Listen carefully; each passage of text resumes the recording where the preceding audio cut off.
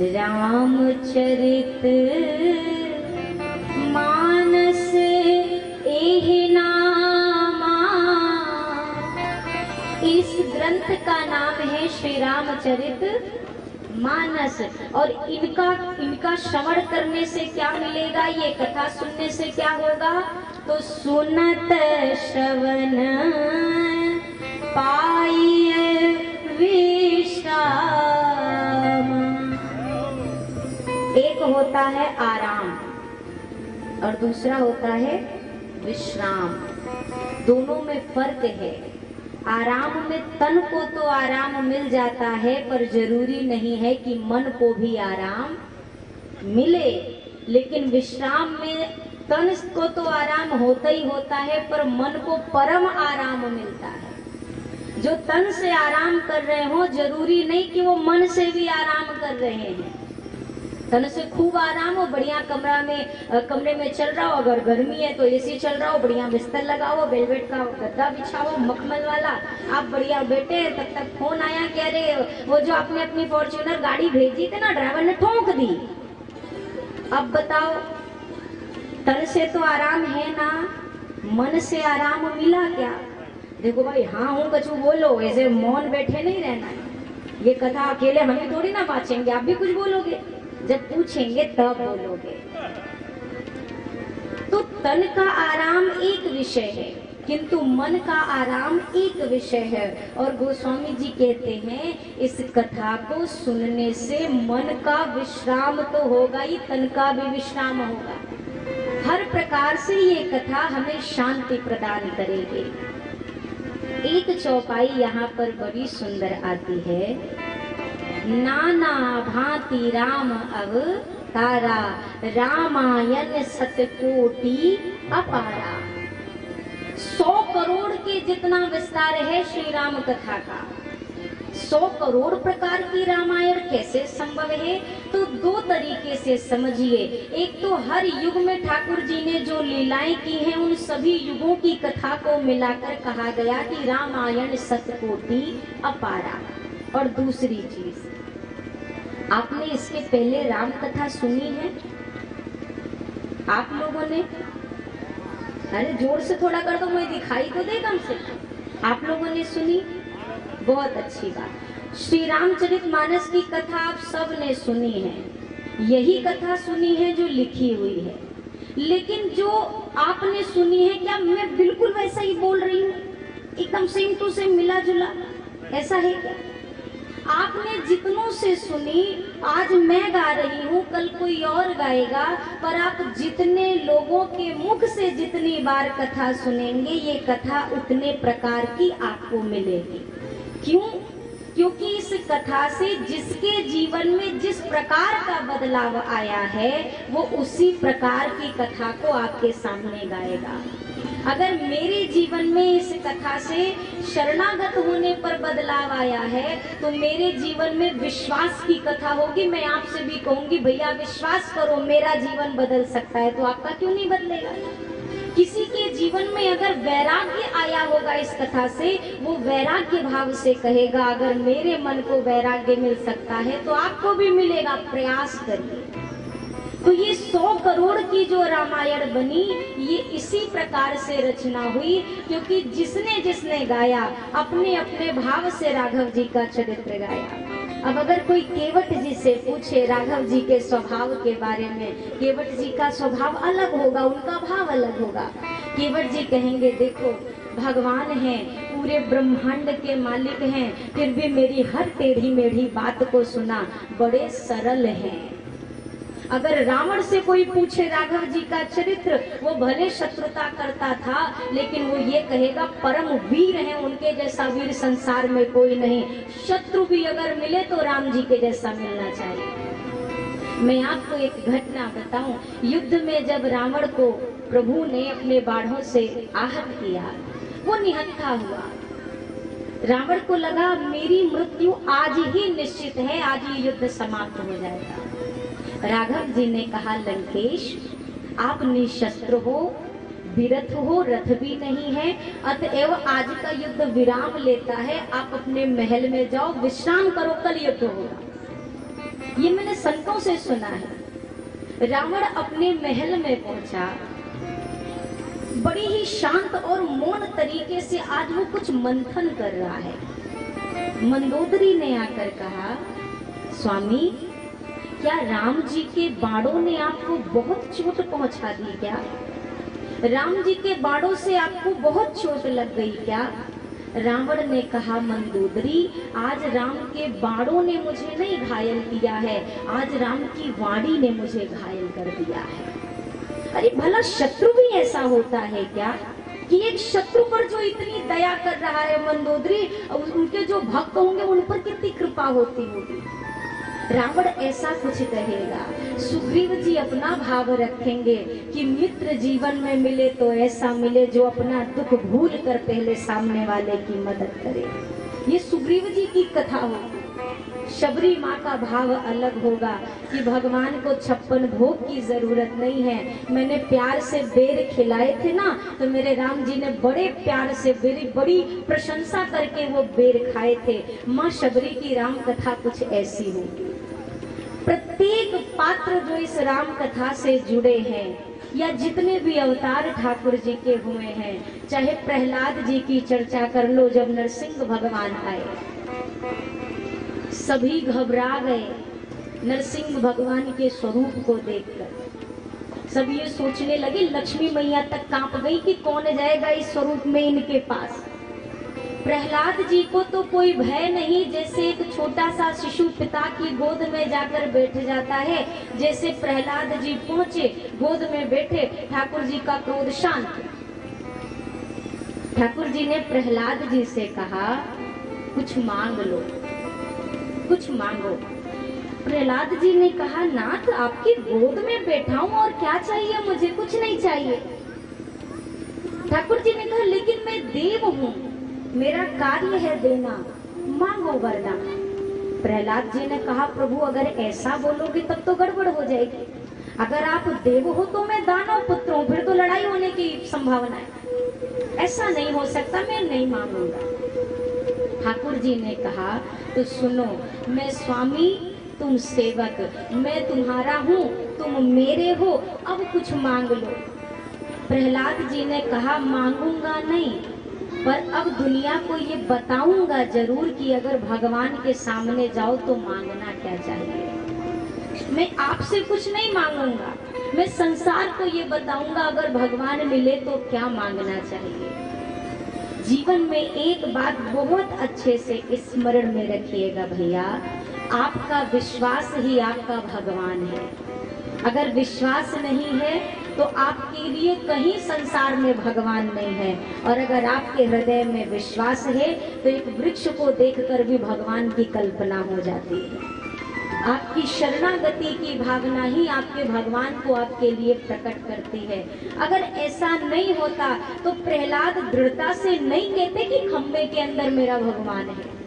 वो विश्वास था, और जहाँ विश्वास कह दे कि यहाँ मेरा भगवान है, वहाँ ना चाहते हुए भी भगवान को आना पड़ जाता है। पर पहले विश्वास, एक भाव से कहिए, सुबह हो दोपहर हो शाम हो जब मौका मिले एक बात राघव जी से कहो, अरे अवध बिहारी हो, सब कहिएगा, अरे अवध बिहारी हो, हम आए शरण तिहारी, अवध बिहारी हो, आए शरण तिहारी, अवध बिहारी हो, आए शरण तिहारी, अवध बिहारी हो, आए शरण तिहारी, महिमा भारी हो, महिमा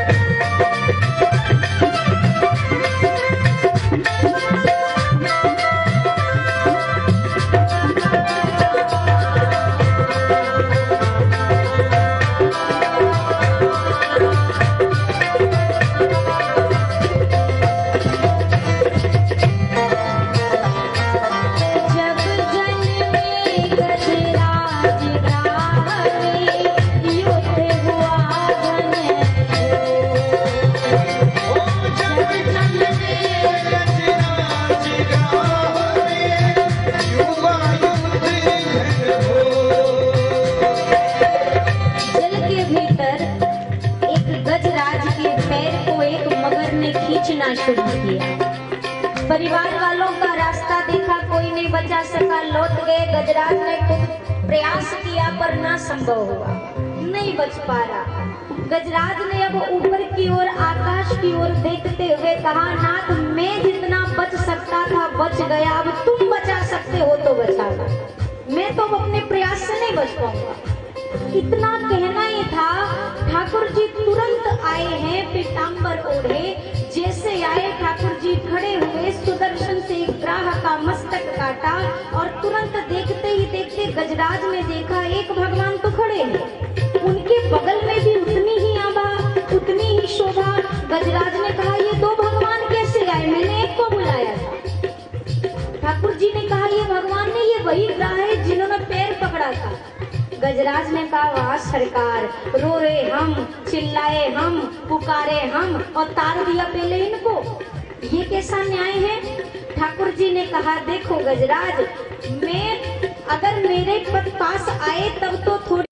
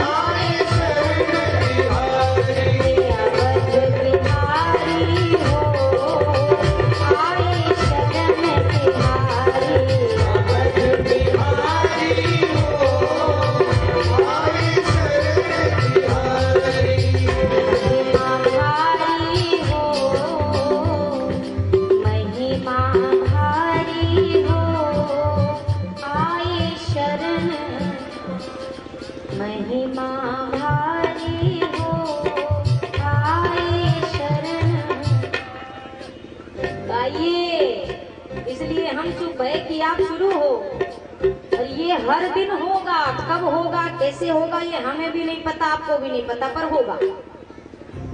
मैं गाऊंगी और जहाँ मैं रुकूंगी आप गाओगे, क्योंकि हमें भी तो पता चले कौन क्या सुन रहा है, पता चले हम बोले जा रहे हैं आप कुछ नहीं सुन रहे। ए अवध बिहारी हो आए शरण, अवध बिहारी हो, ए अवध बिहारी हो। भैया मन की आवाज भगवान सुन पाते हैं, हमें नहीं सुनाई देती है, हमें कान से सुनाई देती है, तो दूर से गाइए। अवध बिहारी हो, हे अवध बिहारी हो, सुदर्शन धारी हो, भगत भयहारी हो, लाज रखवारी हो। बहुत सुंदर गाते हैं आप, अब तो रोज गाइए ना, दोनों हाथों करके सब लोग, सब करिए, दोनों हाथों करके, सब तालियों के साथ गाना है।